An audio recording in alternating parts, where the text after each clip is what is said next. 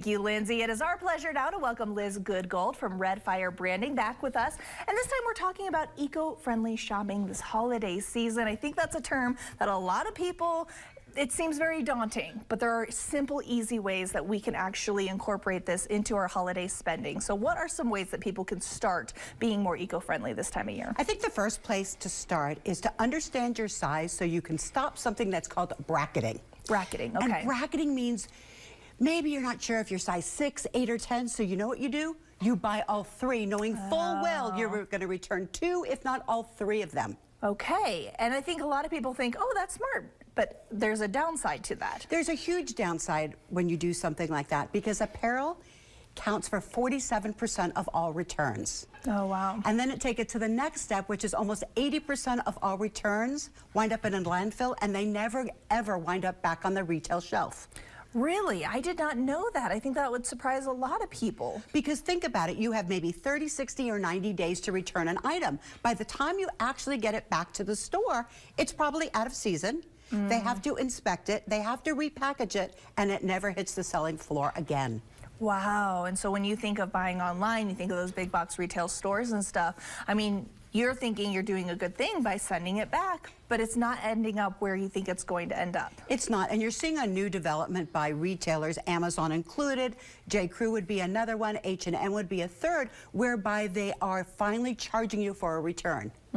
So Amazon will give you a nominal charge, maybe just $1 if you take it to a UPS versus taking it to a Kohl's or one of their Amazon lockers, because they want to encourage you and disincentivize you from just this pervasive shopping and pervasive returning.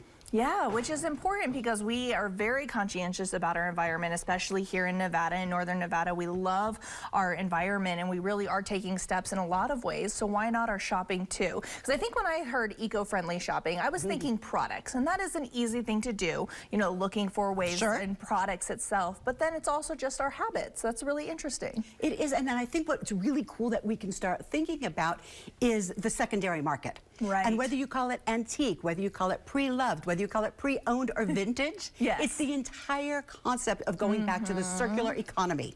You don't just use it once, but you use it many times and find another use for it. Yes, reuse, recycle, reduce. Those are the big things we think about. And it's so great here in Reno, no matter what your price point or level is, you can find a retailer here used that fits your budget. Oh, absolutely. So you can go to the Assistance League, for example, and then a step up, you could go to Clothes Mentor, or maybe you want designer labels, so you go to Labels. Regardless of your budget, there's a place for you to find, recycle, pre-loved items and to make sure that it has one more use in life before it winds up in the landfill. And re-commerce is something that's really being taken in stride by the Gen Z generation.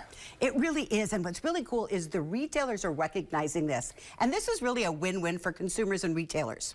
So for example, companies like Lululemon, Nike, REI, they are all taking back their own clothes.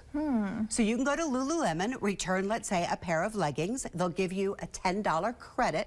But what's really interesting, and it's good for retailers, is it keeps you brand loyal. You can't spend it anywhere else. You do not get cash. You get a store credit, so they make you come back. Meanwhile, they take that item and they resell it versus it winding up on some other marketing exchange like a ThredUp or a Poshmark. So it keeps it really good. So it's really a win-win for both retailers and for consumers. And thinking too, like when we are going through our own closet, I literally just did a purge this weekend, thinking about where are you putting the clothes that you no longer want? Are you just throwing them away, or are you donating them? And there are places beyond, you know, Goodwill and thrift stores that you can donate to, you know, especially if you've got quality clothes. Plato's Closet is a big one, and I don't know if you've ever heard of the online website ThredUp, which is basically like an online thrift store, and I have bought so many dresses that I use for work on that website, so it's amazing. Yeah, and it's really important because 57% of all discarded clothes do wind up on that landfill. So you want to find a way that works for you so they find another use in life. Yes, and as we are all doing our shopping this holiday season, I know I have bought a lot of clothes for family, friends, and myself. Now is the time to be thinking about where you are going to be spending your money and how you want it to impact the environment. So Liz, thank you so much for being here. Sure, my pleasure.